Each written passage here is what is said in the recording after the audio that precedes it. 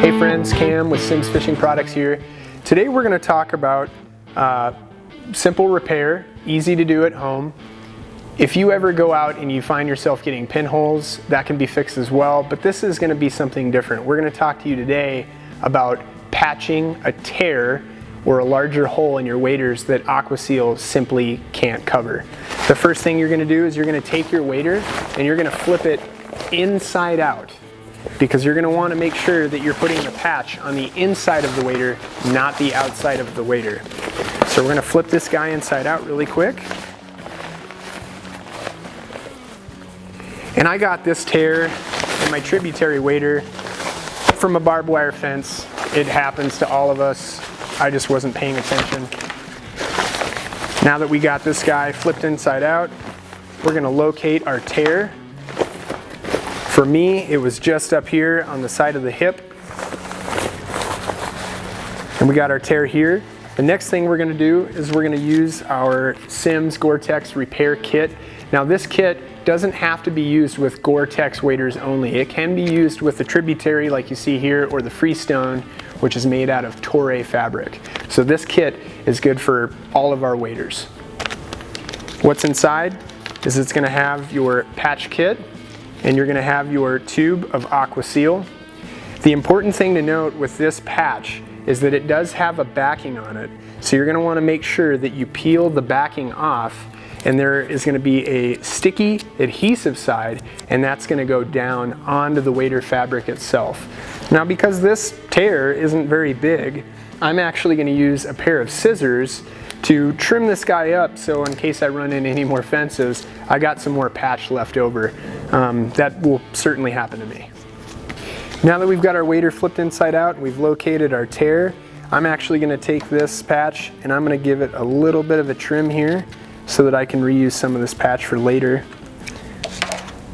And the first thing we're going to do is we're going to take a little bit of rubbing alcohol, isopropyl, not hydrogen peroxide, and I'm going to give it just a little bit of a spritz here, just to make it a little clean and smooth. And then I'm going to take a rubber glove, because we're going to be using some of that AquaSeal for pinhole tears, and that stuff is fairly sticky. I'm going to go ahead and put a little bit of AquaSeal down along the outside of the tear.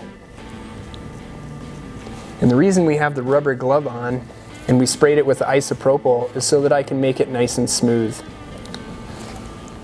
And it's still a little tacky, so we're just going to apply a little bit more of that isopropyl.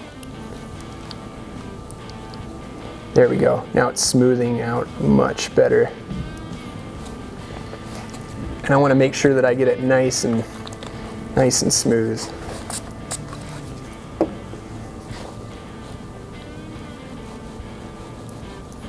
Excellent.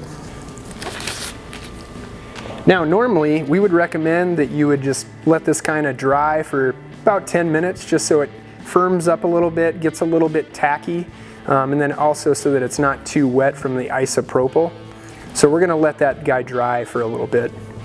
Now that it's dry, we're actually going to take our little patch here that I trimmed down, and we're going to peel that backing off like I was talking about earlier, and we're going to apply our patch with the adhesive side, the sticky side, facing down. Once that guy's on there, we can just give it a nice firm press around the edges, kind of work it out, make sure it's nice and smooth.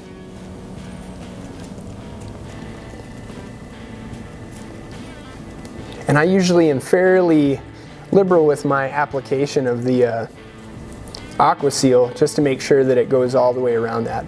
If you feel like later on you're getting a little bit of lifting, which I am here because I didn't apply enough AquaSeal right here, I can come back with the AquaSeal in my rubber glove and I can kind of just go over the outside edge a little bit, just like this, just nice and smooth over the edge. Something to keep in mind too with this AquaSeal, a little bit of this goes a long way, so you don't necessarily need to use a whole tube for the patch. So see how we're just going along the outside corner of this guy, nice and smooth. And I got a little bit of excess here, and I can certainly clean that up with a little bit of that Aqua Seal as I drag along the top here. And then of course, again, with a little bit of isopropyl and the rubber glove just to smooth it out. Now that we got the patch on there and it's in place, I'm gonna just spritz it with a little bit of that isopropyl alcohol from earlier so that I can go back over the outside edges here and just smooth that down so it's nice and even and it's not gonna rub or catch on much underneath the wader. Now it's important too that once we have this done, we let it dry. So ideally you should at least let it dry for 8 hours. If you can let it dry overnight, that's even better. I'm not going fishing till tomorrow evening, so I'm gonna let this guy dry overnight and it should be good to go. If you run into an issue where, say, this tear is much larger than the patch that you got in your kit, not to worry, we can make this repair here in-house. Now how do you do that? You just go to simsfishing.com and at the bottom of the page, go ahead and click on Repair Center and it'll pull up a repair form. You're gonna wanna fill that guy out. We'll generate a case number for you and then you can simply send it in to us and we can make the repair here in-house. Easy to do. Thanks for joining us.